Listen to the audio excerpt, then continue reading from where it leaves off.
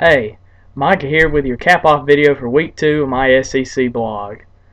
First off, I want to say I've missed 2 games. One of them I shouldn't have missed being an Auburn fan, but it was still a hard-fought game with my Tigers coming out on top. Also missing the Vanderbilt-UConn game. Turned out just as good game as I predicted it to be. Didn't have faith in the Vanderbilt Commodores. They pulled out a really close win over the UConn Huskies. I'm now 19-3 overall in my picks in the past 2 weeks. Not too bad for a first-time college football analyzer. But now let's look at the games that we kicked off in the second week of the SEC. First off, Southern Illinois playing Ole Miss. I picked Ole Miss to win 35-17. They did in fact win 42-24. Their offense picking up a little bit. Brandon Bolden just announced the other day that he'll be back in practice, and hopefully he'll be able to play in the game against Vanderbilt in the coming third week. Then you got Northwestern State LSU. I picked LSU to win an easy one, 54-0. They still won an easy one, 49-3. LSU getting ready to play Thursday night against Mississippi State, what's going to be a huge game in the West Division. Then we got New Mexico and Arkansas. I picked Arkansas to win 48-0, which they win 52-3. Tyler Wilson still looking like a champ in that offense, and you can't really expect nothing less. Bobby Petrino's 4th year in the Arkansas Razorbacks. His offense should be rolling even without Ryan Mallett, and though Niall Davis is gone, we hope to see him back, but it's still very unlikely with the injury in the first week. Then we got SMU and Kentucky. I picked Kentucky to win 28-14 in a close game with a slow offense. They win 27-13. I missed off by a few points. Kentucky's passing game is looking very poor, where they're leaning on their running game real hard, but Morgan Newton, he's definitely picking up the place as the backup to Randall Cobb, although he's not getting a lot of help in the receiver corps. Expect them to have a real close game in the coming week. UAB Florida, I won't pick Florida to win 52-14. They win 39-0. This Florida defense is looking real aggressive under Will Muschamp.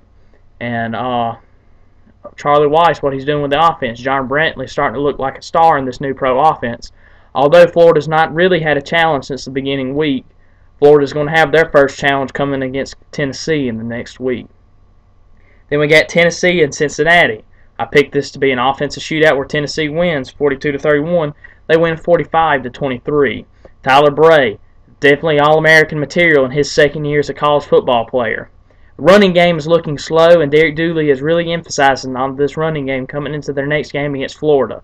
Huge Eastern Division race matchup. And then my first miss of the week, Mississippi State at Auburn. I picked Mississippi State to win 31-24. We come in and we see 2 defenses just run completely all over by offenses. Chris Ralph eating up yards all over the place, whether it's through the air, on the run. And then we got Auburn, Barrett Trotter throwing a pick 6, but he's looking absolutely exceptional in the passing game. And Michael Dyer is starting to look more like an All-American day by day, a lot better than he did in the first week.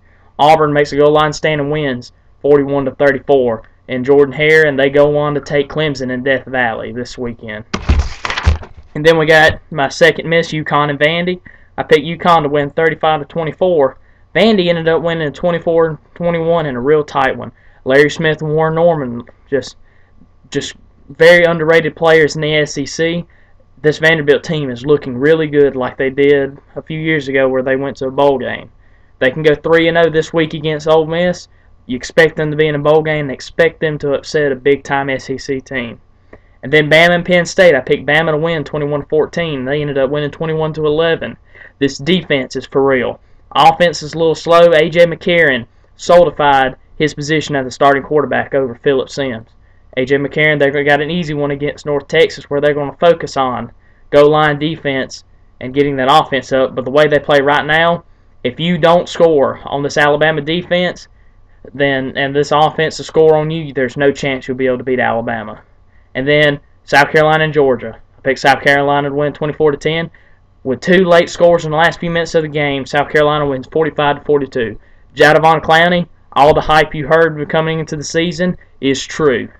This guy's for real, and he is only a freshman.